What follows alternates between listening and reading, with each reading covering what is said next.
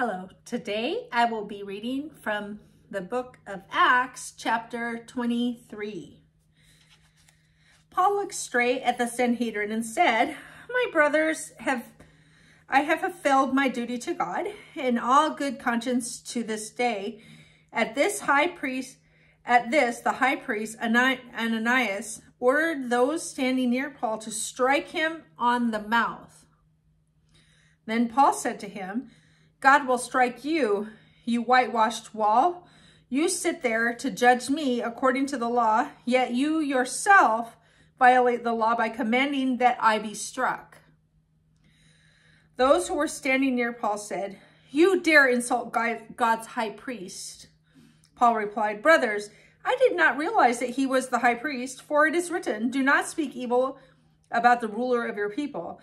Then Paul, knowing that some of them were Sadducees and the others Pharisees, called out to the Sanhedrin, 'My brothers, I am a Pharisee, the son of a Pharisee. I stand on trial because of my hope in the resurrection of the dead.' When he said this, a dispute broke out between the Pharisees and the Sadducees, and the assembly was divided. The Sadducees say that there is no resurrection and that there are neither angels nor spirits, but the Pharisees acknowledge them all. There was a great uproar, and some of the teachers of the law who were Pharisees stood up and argued vigorously. 'We find nothing wrong with this man,' they said. 'What if a spirit or an angel has spoken to him?' This dispute became so violent that the commander was afraid Paul would be torn to pieces by them. He ordered the troops to go down and take him away from them by force and bring him into the barracks. The following night, the Lord stood near Paul and said, 'Take courage, as you have testified about me in Jerusalem, so you must also testify in Rome.' The next morning, the Jews formed a conspiracy and bound themselves with an oath not to eat or drink until they had killed Paul. More than 40 men were involved in this plot. They went to the chief priests and elders and said, 'We have taken a solemn oath not to eat anything until we have killed Paul. Now then, you and the Sanhedrin petitioned the commander to bring him before you on the pretext of wanting more accurate information about his case. We are ready to kill him before he gets here.'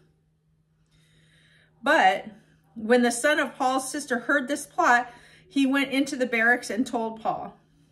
Then Paul called one of the centurions and said, 'Take this young man to the commander. He has something to tell them.' So he took him to the commander. The centurion said, 'Paul, the prisoner, sent for me and asked me to bring this young man to you because he has something to tell you.' The commander took the young man by the hand, drew him aside, and asked, 'What is it you want to tell me?' He said, 'The Jews have agreed to ask you to bring Paul before the Sanhedrin tomorrow on the pretext of wanting more accurate information about him.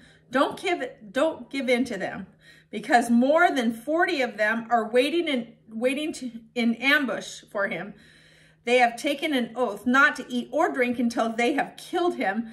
They are ready now, waiting for your consent to the request.' The commander dismissed the young man and cautioned him, 'Don't tell anyone that you have reported this to me.'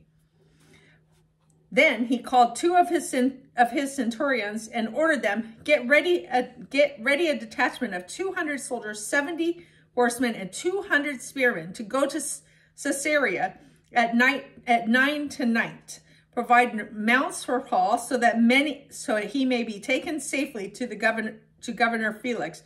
He wrote a letter as follows: "Claudius Lysias, to His Excellency Governor Felix, greetings. This man was seized by the Jews, and they were about to kill him, but I came with my troops and rescued him, for I had learned that he is a Roman citizen. I wanted to know why they were accusing him, so I brought him to the Sanhedrin. I found that the accusation had to do with questions about their law, but there was no charge against him that deserved death or imprisonment.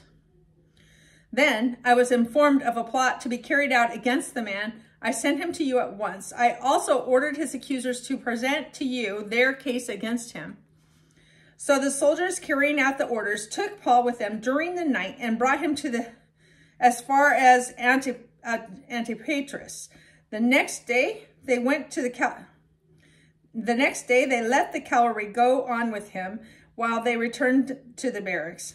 When the cavalry arrived at Caesarea, they delivered the letter to the governor and handed Paul over to him. The governor read the letter and asked what province he was from. Learning that he was from Sicilia, he said, "I will hear your case when your accusers get here."